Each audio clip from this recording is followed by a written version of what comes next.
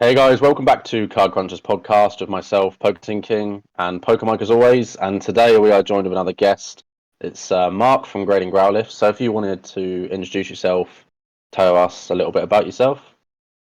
So I'm Mark. You might have seen me around on Instagram as the grading Growlithe guy. So I have been collecting for a while. Like everyone. That I feel like it's the most generic question. I used to ask it I used to have a podcast, which is like pretty much dead now. But I used to ask that as like the first thing I'd ask. It's like, how would you get into collecting? And everyone's answer would be exactly the same. But my answer isn't actually the same. Like I didn't collect Pokemon when I was a kid. So me and my old uni housemate started in like 2014 because we got bored one day and found that Pokemon cards were cheap because they used to be cheap. And so we started collecting, and then it kind of just went from there. Like I stopped for a bit when Sun and Moon came around. I used to play the game like online, so I would like collect to get code cards to play the game. Again, they were like super cheap. They were like 1p each at that point because nobody really played. And so I just kept going, and now it's my job. So I stream for Card Galaxy on Whatnot and do the shows and stuff. And yeah, that's my like day to day. So with the Card Galaxy, obviously priority is the Whatnot streams. I've seen you about. I think quite a few people know you. Obviously do the card shows as well. Yeah. With the Whatnot changes recently, obviously they've banned all the games and stuff like that. I know we spoke about it before, but what's your opinion on of it as obviously someone that does it as a full-time job now, versus like a lot of people, agree with it, and obviously there's a lot of people that don't agree with it. What's your thoughts on it? To be fair, I can see both sides. So like, obviously, as a seller, I'm biased because from a purely revenue point of view, adding like the creativity of a game gets people more excited and makes people spend more.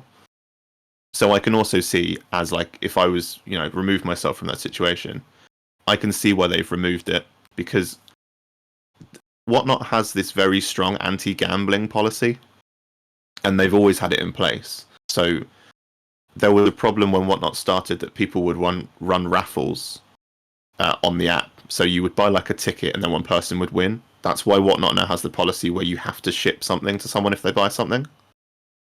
Otherwise, you don't get paid. So that's why they introduced that policy.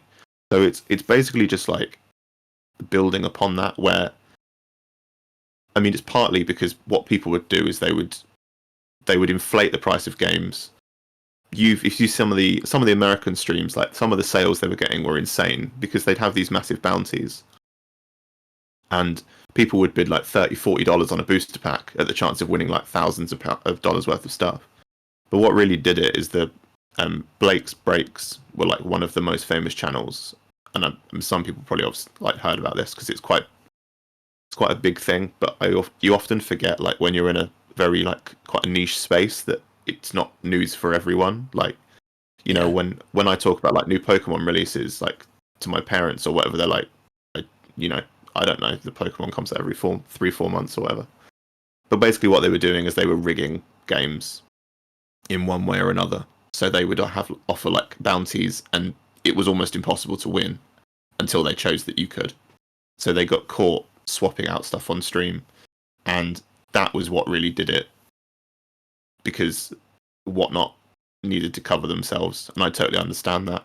And as a buyer, if you think there's a chance that someone's scamming you, then it's just like it's not okay, basically.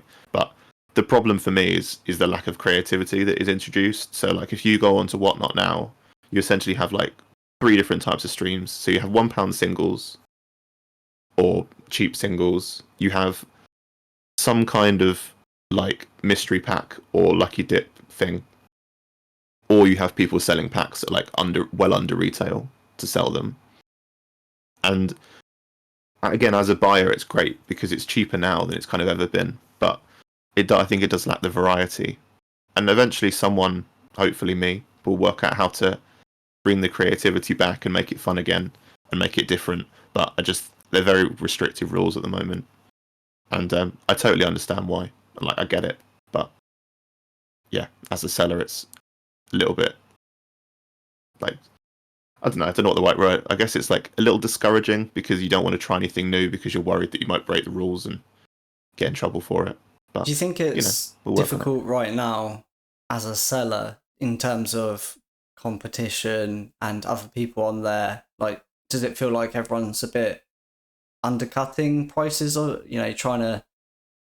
Is it a bit too competitive from that side of things in pricing? I'm not sure necessarily. Like, I know that the thing about like the £1 singles is it does kind of level the playing field, right? So like if everything starts at the same price, Yeah. the buyers dictate what the price goes for. So I see a lot of people complain that singles now sell for way more than they used to. Whereas a lot of streams I've watched and like I've been in, and some of our streams, they sell for less than they used to because they start at £1. So I think in a way it's kind of leveled the field for a lot of people where now smaller sellers have the ability to sell things cheap and get traction that they didn't have before. Whereas like a lot of like really big sellers know that if they start things at £1, they'll always sell for a decent amount.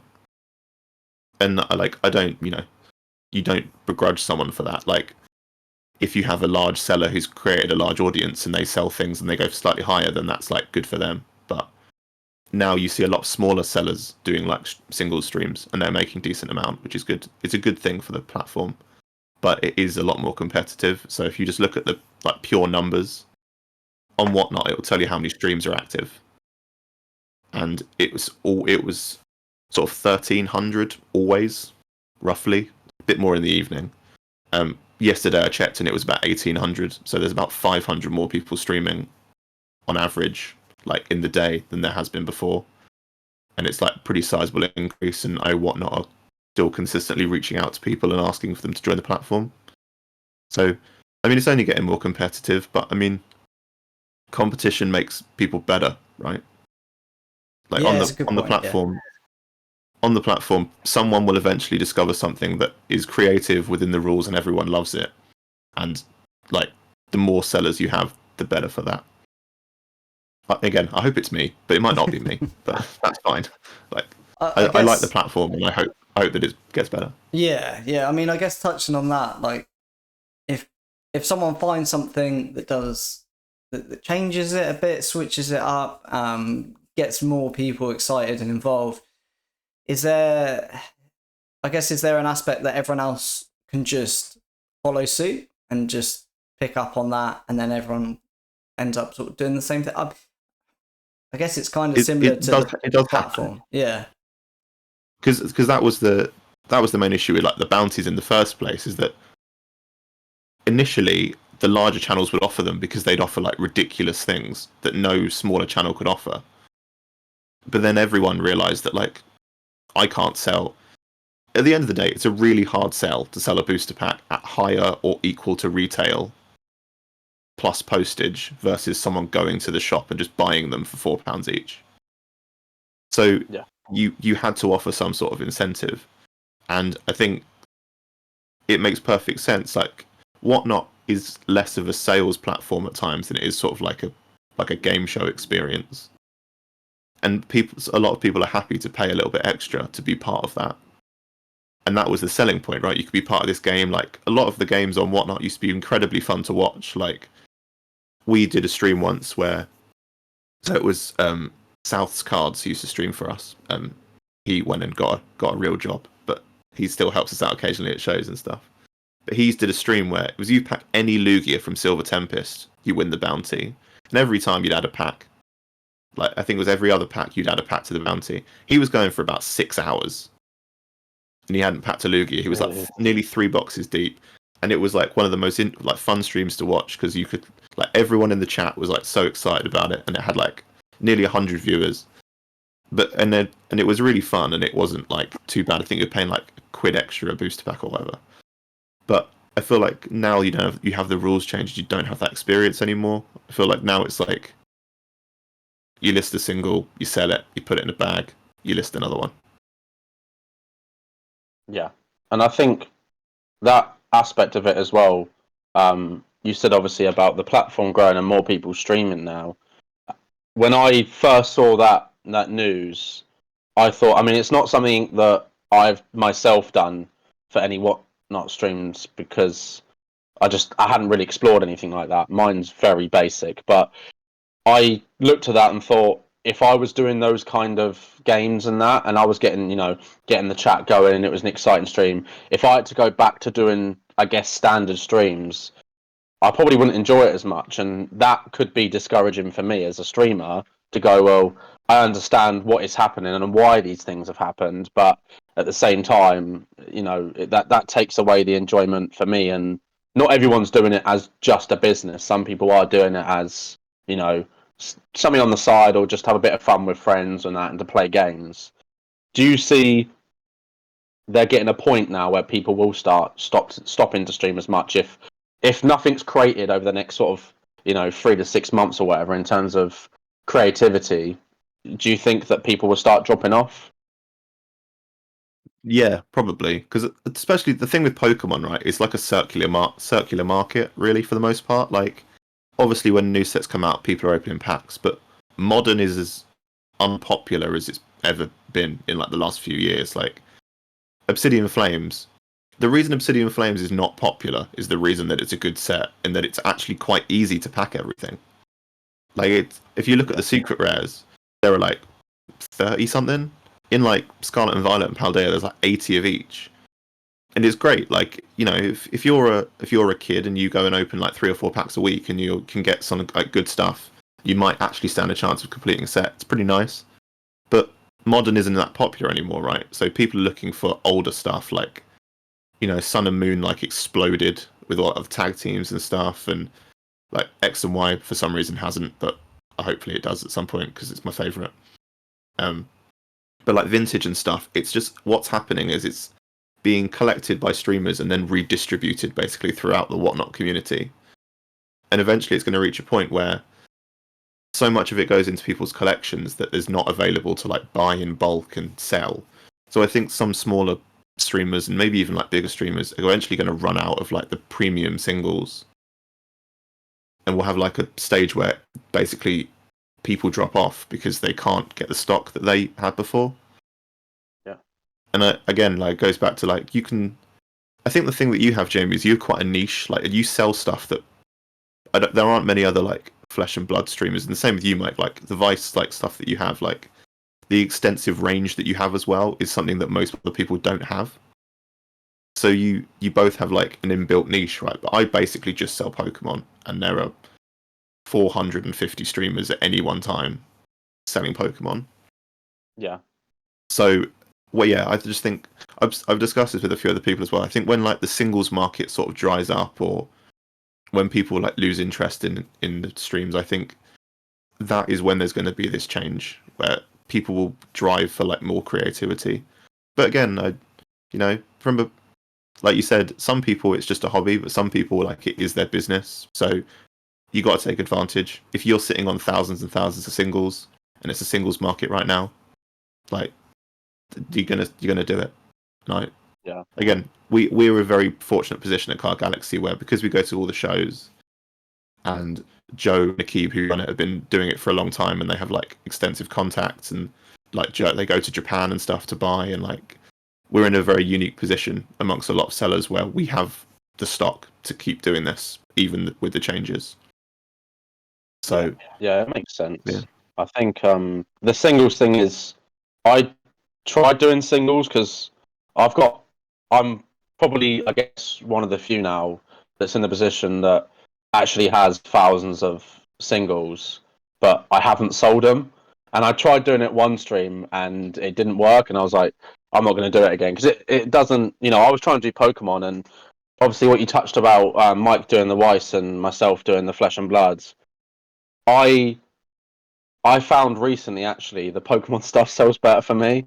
I don't sell much Flesh and Blood on my streams. Like One Piece did really well last stream, but predominantly it's Pokemon, and I guess the platform is going to be mostly the popular ones. I still haven't worked out the platform myself. Honestly, the mindset of how it works, because I thought doing the more niche stuff would be something that was different. that was on there. But actually, most people I've seen just want Pokemon. But the singles, as you said, I think if someone's got a lot of singles and they can do really well on that. I know Fresh Carp Lydia, she does very well with the singles recently. She streams quite a few times a week now. But yeah, it'll be interesting to see once the singles dries up how the platform changes. And obviously there'll always be people like yourself and others that will kind of pioneer new ideas and almost change the platform and create the platform again, essentially, time over time. It happens with all games. But in terms of like, you mentioned about Pokemon Modern being quite dead at the moment. Obviously, it's something that we talked about before where I felt because there wasn't any really expensive chase cards in any of the Scarlet Violet sets, there's nothing really that's over a couple of £100. Like the Sword and Shield sets, you got these alt arts that were hundreds, But Scarlet and Violet doesn't really have that. Like, the Charizard I think in City and Flames now I think that's the most expensive card, but that again, that's not like multiple hundreds. It's like £60 now, that card. It's yeah. like it's crazy It's, cheap. it's ridiculous. Do you see? Obviously, we're at the start of the era, so it's a little bit hard to gauge because usually the start of every single generation is a little bit more basic. But what do you think Pokemon has to do over the next X amount of sets to kind of? Do you think it is just a case of one expensive alt art and that will kind of change it? If I'm brutally honest, I don't think Pokemon care about us at all. Like, I don't think they care what hardcore collectors want because we're not really the people that they sell the most to. Like, it's interesting because Pokemon have this incredible ability to make collectors think that they care about us, but they really don't. Like, they sell the most that they can, and I think this is why like the Sun and Moon tag teams and stuff have boomed in price. Is because, like you said, there is nothing for collectors in these new sets. Like, you have Miriam, Iono, and Charizard, and you can buy all of those in a PSA 10 for the price of like a Wailord and Magikarp tag team.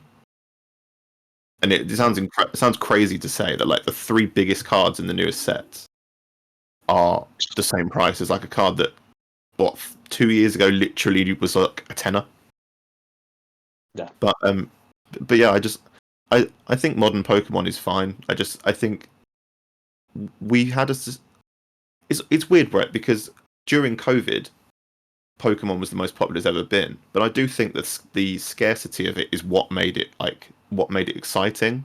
Is like because I used to work at Smiths before I did this, and I witnessed like firsthand how we never got anything. Like, do you remember the Celebrations UPC when that came out and it was like impossible to get one? As a store, we got 2 of them, like literally 2, which is a case worth. And like we weren't the biggest store, so I'm in Nottingham, so it's not the one that Randolph got banned from. By the way, that's the other one. that was a fun video. Anyway, that was good. Yeah, I'm sure you have some insider info there. Well, I mean, so to be honest, basically what happened is they told him to stop filming, and he didn't want to stop filming, and so he just left. I don't think he didn't get banned. Right, yeah. He in a podcast that he did, so he does the one with like Mini Minter from the Sidemen. Like he literally was like, yeah, I didn't get banned. They made me leave. Yeah. But anyway, yeah. But when we were at Smiths, we had a massive shortage, and then what you noticed is as soon as we got stock back in, because I worked there for 18 months, right? So I worked there from basically when everything opened back up again properly after lockdown. So it was the September of 2021, and I stopped working there in January. So I had like 18 months of everything being restocked, and by the time I left, it was like it is now, where you could get basically every product apart from very specific ones. And like the Charizard UPC is the perfect example, where that was almost impossible to get, and now you can't get rid of them. Like Chaos cards were selling for like 80 quid each, and they still didn't sell out for weeks. Yeah. Like, and I'm sure they're sitting on thousands and thousands of them. Yeah. But just modern Pokemon is healthy, but it's not scarce anymore, and I think that's what a lot of people want. Like, as a collector, you tend towards scarcity, right? Like, you want low pop things, you want high grades, and I just think it's not. It kind of counteracts what collecting is about. Like if everything's really, really easy to get and really freely available, and all the good cards in a set are really easy to pack, there's no excitement anymore. Yeah. And I think that's the problem. Also, if you look at traditionally, the first 3 sets in every era are base set, which no one likes. The second set with the new starters and the stage 2s, and everyone hates that too. And then the third set's always a Charizard set. So I'm expecting the next one to be like where it kicks off, because again, like where they're introducing the ancient and the future ones, and traditionally the 4th set is always where they introduce the mechanic. I say traditionally, like if you look at Sword and Shield, Sun and Moon, and X and Y, that's when they introduce it. And no, it should be good. I think I'm looking forward to some like nice all arts. Like, if anything, I think the art in Sword and Shield, in Sun and Moon, Scarlet and Violet, is better than it's ever been. Yeah, agreed. Like if you look at the whatever they are, the legendaries that all have like the Chinese names. I can't remember the name for them, like the group of them. But anyway, like the all arts of those, they're all incredible. And I think they were like massively underappreciated because they were easy to pack. Yeah. Unless you play the game, because Qian Pao is like stupidly good right now. So obviously, touching on scarcity and people always seem to want what they can't have, and when they can have it, they don't care. I feel like most collectors are like that. You can see it throughout the years in Pokemon and multiple trading card games. The same thing happens. Just look at Chilling Reign Battle Styles.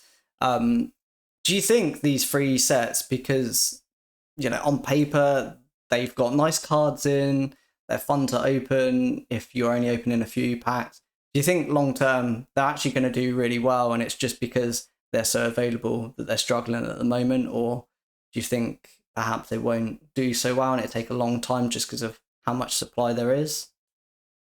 Obsidian Flames will be fine. It has an alt art Charizard in it. Yeah. Like if you look at other sets with big Charizards in, again, it's not like it's a big Charizard now, but like if you look at Burning Shadows, when that came out, the Charizard in Burning Shadows wasn't expensive. It was only when people realized that you just couldn't pack it, that it became expensive. Like I just think it's nice for people to be able to pack stuff that's good, because my biggest gripe was that set collecting was basically dead during the end of Sun and the end of Scarlet and Violet. Not Scarlet. Keep getting mixed up. Sword and Shield. At the end of Sword and Shield, yeah. Why are they all so similar? They all begin with X. Yeah. End of Sword and Shield, like set collecting was dead, because like if you look at Silver Tempest, you have to open like something. I think someone did the maths. It was like if you get no dupes and you pack an alt art every other box, you have to open like 5 cases to complete the set. And it's just insane. Like I packed every single card from Obsidian Flames in 2 cases, which again still a lot, but the last card I needed was like Ice Cube full art. So, and that's like a £3 card. So it's trading is the way to go. Like there's so many people have told me that they packed the Charizard, one of them, and then they were like, yeah, I'm just going to complete the set because it's cheap. And I think that's a nice thing to be able to do. Yeah, I agree. I think set collecting definitely became that was predominantly what I used to do with Japanese sets. It's a bit harder now with Japanese Pokemon. It's not as bad as it was, but it's still not. But I think set collecting's definitely. It'll be interesting to see the rest of the generation what happens with it. Obviously, the art, as I agree with you, the art is absolutely fantastic. I think we've never had nicer cards in Pokemon. Honestly, the cards are just the illustration rares or the art rares or whatever they're called. They are something else. And I think we spoke about it before. They're very cheap, but I think they display. People will end up. I think they're their own separate sets, and people will end up going and trying to collect a set of every single of those kind of gallery cards, because it looks amazing in the binder. What do you think? We mentioned about it, the Charizard UPC. What do you think about that as a long-term product? Because it went from being, obviously, as you said, very hard to find. Everybody wanted it, and then it became very easy to find. Then everyone was just like, "No, I'm not interested now." There's a lot of supply out there, but as a product that compiles so many packs from Sword and Shield sets as well as the free promos, do you think that out of everything in the Sword and Shield era, sealed wise, could potentially be the best sealed product to buy. Yeah, probably. Considering how cheap it is right now. So you see this like quite often. Is something will go. So there are obviously people who've just like bought loads of them and put them aside because it's a smart strategy, right? Basically, Pokemon's easiest strategy to make money is just buy stuff at retail and then wait a year and then sell it.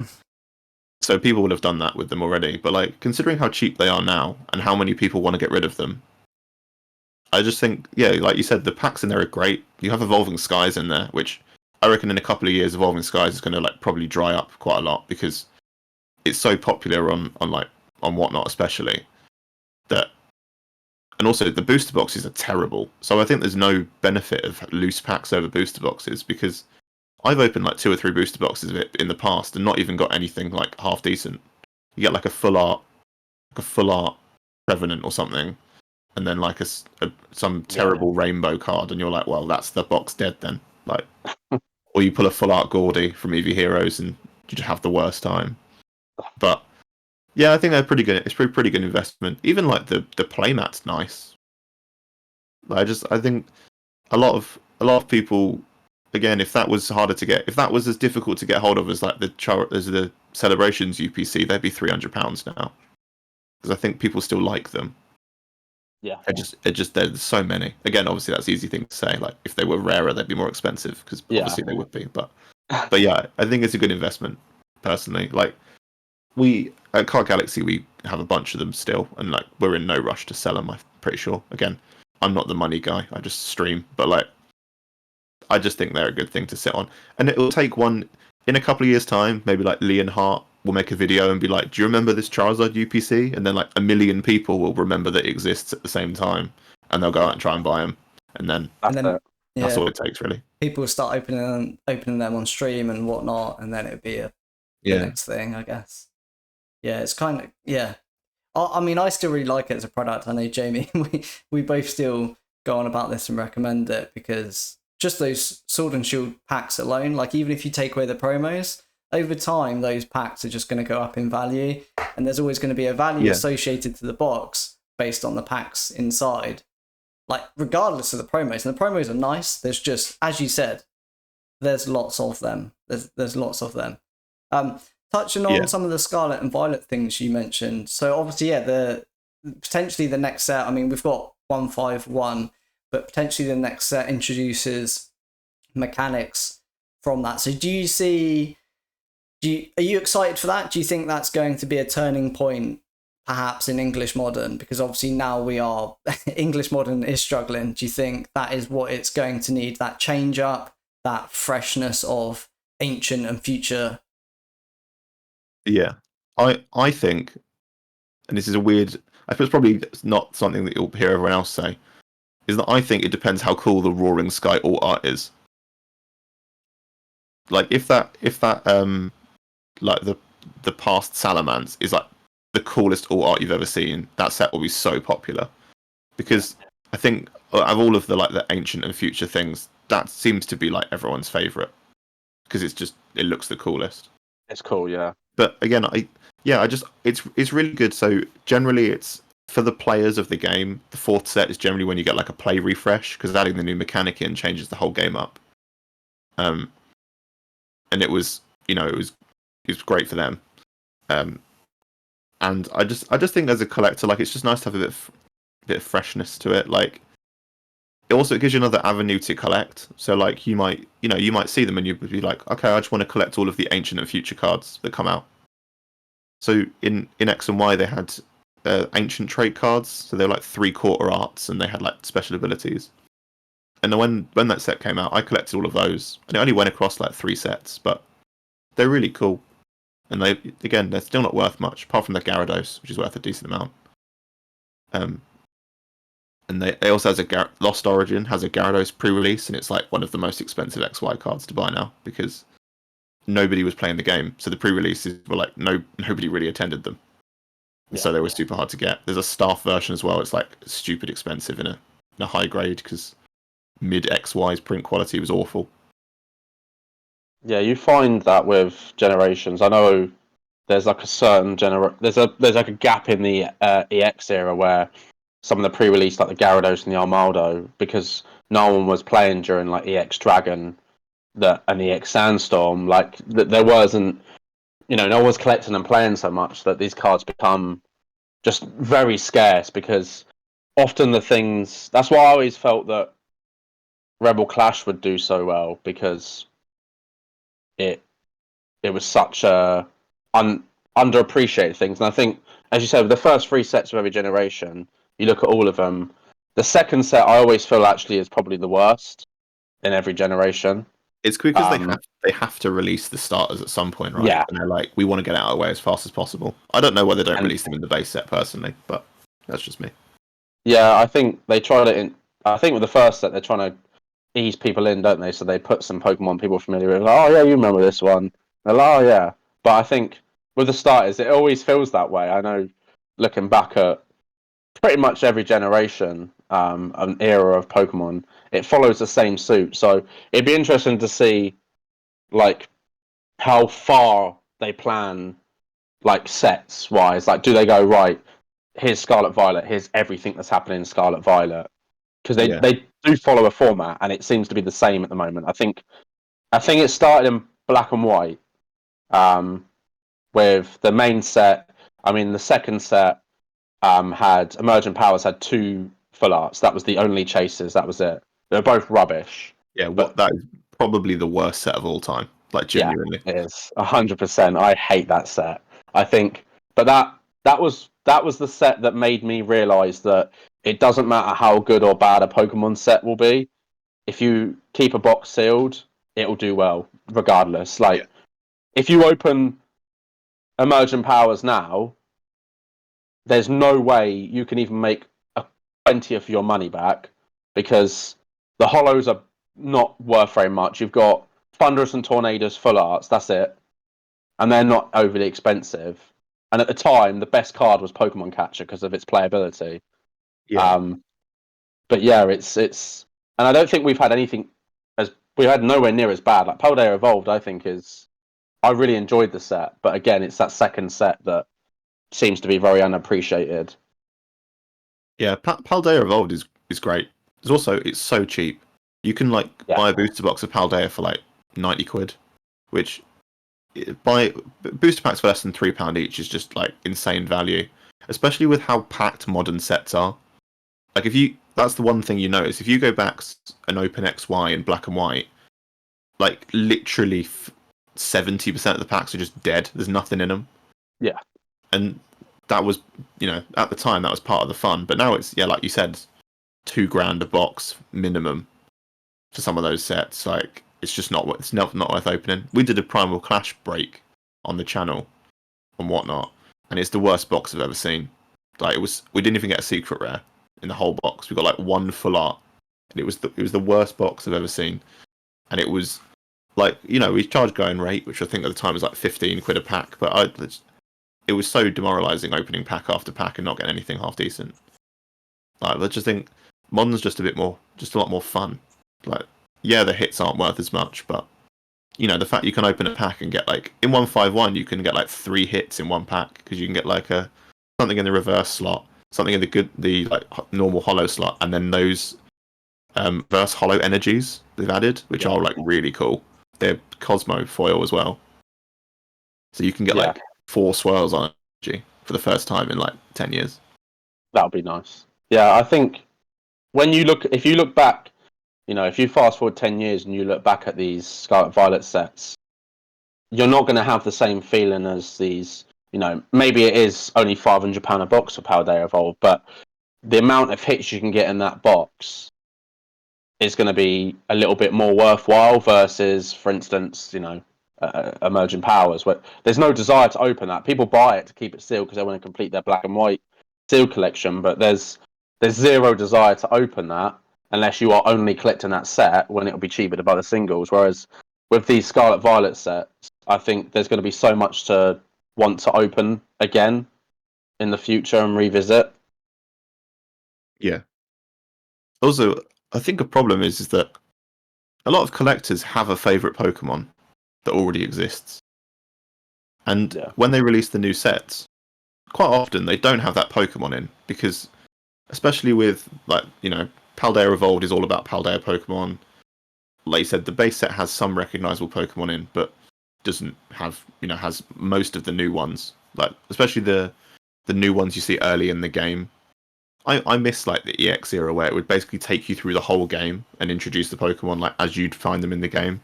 Now they kind of do that, but they speed it up massively because, again, I think they realize that a lot of people don't actually play the games anymore. They just collect the cards, which is fine. I need to play the new DLC that came out. I totally forgot it came out like 3 days ago, and I haven't played it yet. But yeah, it's interesting. You'll never please everyone. Like, you know, Charizard is released in set 3. Half the people are like, it's the best set ever because it's got Charizard in it, and the other half of people are like, why are they releasing another Charizard set? We get 2 a year at this point. Like, we literally have 2 in a row where the Charizard is the chase card, because in 151 the Mew alt art's not in it. It's in the UPC, which I personally think is a bit of a strange choice, but I get it. I don't think they needed the help of having the Mew in there. I think people were going to buy it anyway. Yeah. But yeah, just as I think Pokemon's pretty healthy.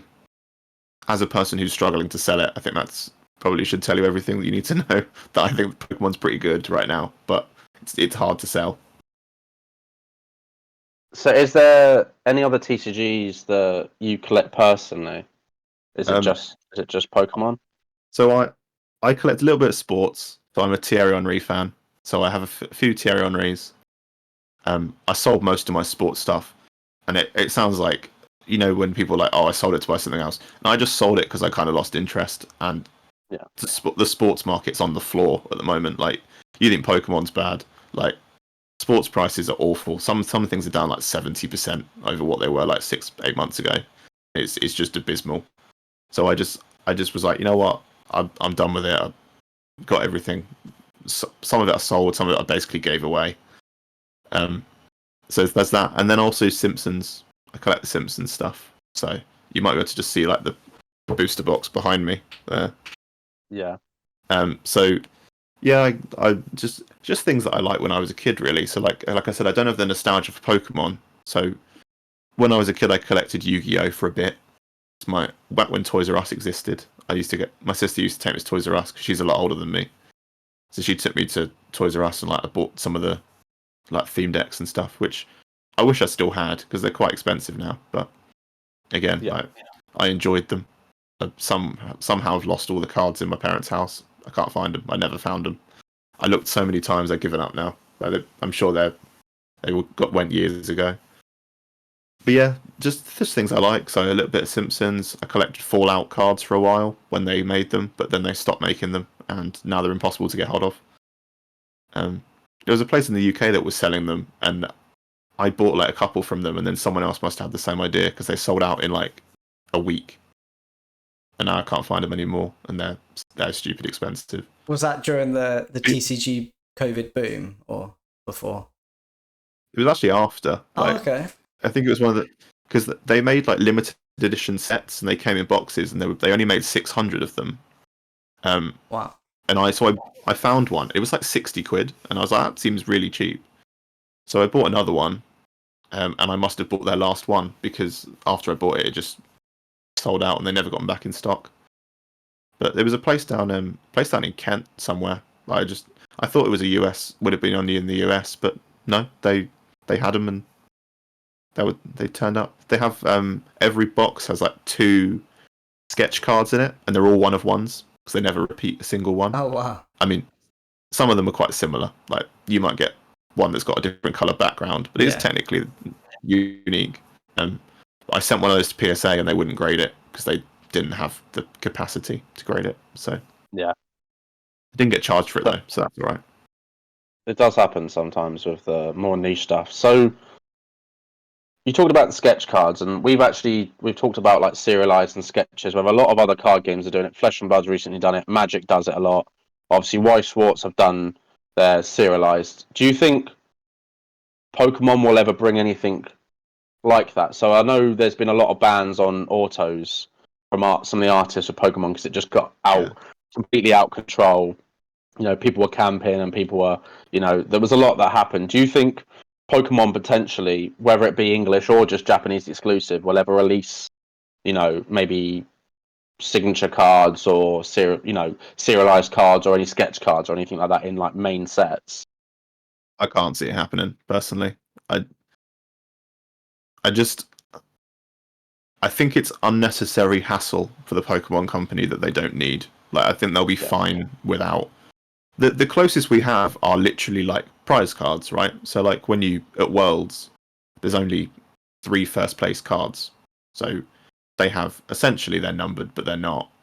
I just I think I think maybe if they get desperate in 10 years time, but I just don't think they'll ever need to. Like they might do something like the skateboards that they released, the Santa Cruz ones. They were numbered but not officially numbered, right? So each of the gold designs, there's 50 out there, but they're not numbered. They're just R50, which I mean, you kind of just have to take their word for it when they say that, but I'm sure there are 50 out there. But maybe they might do something like that, or like it's more like to be in Japan realistically, because in Japan they release like rarer stuff for events and things like that. But yeah, maybe they might do like like an illustration contest, and they release 100 of the things, but I don't think they'll ever be like truly numbered, like in a main set. In that way. Yeah, like you just don't see it coming to a main set. I just don't see the benefit really, because I think Pokemon's entire marketing is that they're cheap, right? Like when modern sets come out, Pokemon have raised the price for the first time in 15 years. Yeah. With the new sets that came out, and they didn't even go up in price. It's still $3.99 everywhere, even though the RRP went up. Yeah. So I think Pokemon's selling point is that they're cheap and that you can buy a lot of them. And I think if you have the numbered cards in any set, you're not paying £4 a pack. It'll be like 40 a pack probably, depending on the odds. But I mean, like it's like with the Magic the Gathering thing, right? Magic the Gathering with the One Ring, everyone was opening it for a week, and now everyone's just forgot that set exists. I think in the long run, it didn't really help Magic the Gathering's sales long term. Just think like short term it was great, but yeah, long term, like I know people who opened it because they wanted to find the One Ring, but they're never going to open Magic again unless they do it again. And I think if Pokemon start doing it, they'll pin themselves into like a trap where if they ever release a set that doesn't have serialized cards in it, nobody will open it. So I just think it's not worth their time, really. Yeah. Magic's having that issue now of the set that's followed the Lord of the Rings set is the new Wilds of Eldraine, and the set is amazing, it's beautiful, but there's no serialized cards in it, so no one cares as much. Yeah. And I understand that point. I think when you start raising the bar,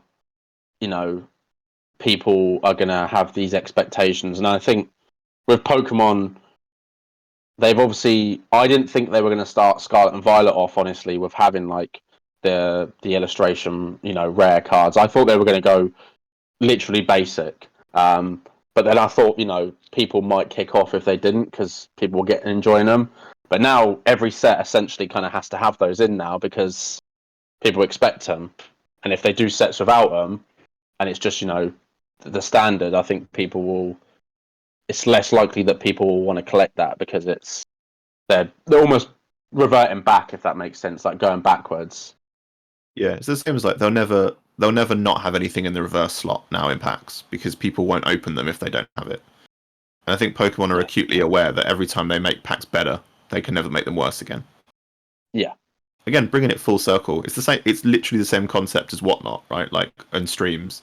Once you have these incredible bounties you offer, and you have the chance to win like a booster box for an extra £2 on what you've bought, you're never going to buy a regular booster pack again on that platform. And I think it's a similar concept where like, if you dangle the carrot in front of someone and they have this incredible prize they can win, and then next time you're like, yeah, just go back to how it used to be, they're not going to like it. Yeah, that makes sense. So we usually like to end these things with a hot take. So we've gone through some things already, opinions and that. Do you have a hot take, something that might stir people a little bit? I don't know. I probably have quite a few. I don't know. My lukewarm take is that XY is the best era, but that's not really a very hot take considering that a lot of people agree. Doesn't I have don't to be know. Pokemon related. It could be any trading card Could be. game or whatnot. I think trading card wise, I just think that collectors ruin everything. I think that's my hot take. Is that like no one can ever be happy with anything for a long period of time, and they convince themselves that things are bad, and they're actually not bad. You just get bored. And I'm guilty of it too. For the longest time, I would buy something, be like, "Oh, that's really nice. I'm glad I've got that," and then 2 months later, be like, "No, I'm going to sell it." And I just think no, I get that. maturing as a collector is realizing that it's actually okay to like something for a long period of time. Yeah, that makes sense. What do you think is the worst Pokemon TCG generation? Base is the worst set they ever made. Nice. Base 2 is better than base. Base is the most boring basic set, and it has to be because it's literally base set, and they didn't know if the game was going to take off, so they invested minimal effort into designing it, and like you don't need to, but base is objectively the worst set they've ever made. What do you Also, like about it's not rare. Base 2? The holo pattern's better, and I think like having the ability to have a Charizard with a swirl on it is way better than having one that's got like the weird, janky, like diamond holo pattern that nobody likes, and everyone tells themselves that they like it, but they don't like it. It's weird. I thought when I got back in like I think it was like 2016, then 2019 again. I always thought like base set 2's underrated. It's gonna have its moment. It's gonna I had a base set 2 sealed booster box. I was like, it's gonna one day it's gonna take off because it's just some of it is just better. It still never happened to this day, like, and it really I surprised think the me. name doesn't help it either. Just calling it base 2 makes it sound worse than base. Like Legendary Collection has a way cooler name than base set. I mean, also the reverses help. Although when that set first came out, people hated them. They were like, "What is this like horrible shiny card that comes in every pack? It looks terrible." But like, yeah, again, people's opinions change once the value is added. All it takes is one person. All it would take is like a Leonhardt or TCA Gaming to come out and be like, "I'm selling all my base and I'm buying base 2," and everyone would buy it. Like, that's all it takes, really. But yeah, I guess my hot take is that base is not very good. You teased it out of me that I hate base set. I think there's quite a few people actually. I think that will agree with you. I agree on the same as well. I think base sets are there's nothing in base that's ever made me want to collect it, and I don't even as a kid I remember wanting to go for like the gym era and stuff, and obviously the Neo stuff and the Team Rocket. But yeah, I think, but it has to be overrated, right? Because it's the first set, and it's that people, regardless, are going to go back to that first set, and that's why it will always do so well. I think also just the art's not very good. Like if you look at Neo and Jim, like the art's so much better because at that point they were like, "This is really popular. We can invest money in it." We can try now. Because like if you like base set, if you like having generic sprites on single coloured backgrounds, then good for you. But personally, it's not my thing. I think base is overpriced for how rare it actually is. I think the fact that people are still opening booster box of it regularly should show you that it's not as rare as it people think it is. Yeah, it was massively printed, and people don't realize just how much, and just how much is still sealed out there. Like we had the boom, and so much was being ripped, but I think I don't see a point over the next 25 years where it'll be a struggle to buy. I don't know what the price will be, but I don't think it'll ever be a struggle to find a sealed box for sale. Yeah, eventually it'll get to a point where people don't charge you what it's worth; they charge you how much it costs to replace it, and then that will drive the market up. Because that's why that's why Skyridge and stuff are like stupid expensive because the people who have them know that they're probably never going to get the chance to buy another one. Yeah. Also, some of those Skyridge is great. EX Deoxys as well, Team Rocket Returns, sets like that are just Yeah. that you can't just pick them up. Who was But it? I think I think Pokerev said that he took him ages to find like a Deoxys box or something, and because he has that wall of like every single set ever in first edition, and he's like said it took him like a year and a half to find that box in like mint condition. So it's not just hard, but those sets were just so underprinted. Like I'd love to. I don't think the numbers will ever come out, but I'd love to see. I think the numbers of some of those EX, how much was printed, would absolutely shock people if they looked at. I think the whole EX era run is probably printed less than the whole of, than just one of the Sword and Shield sets.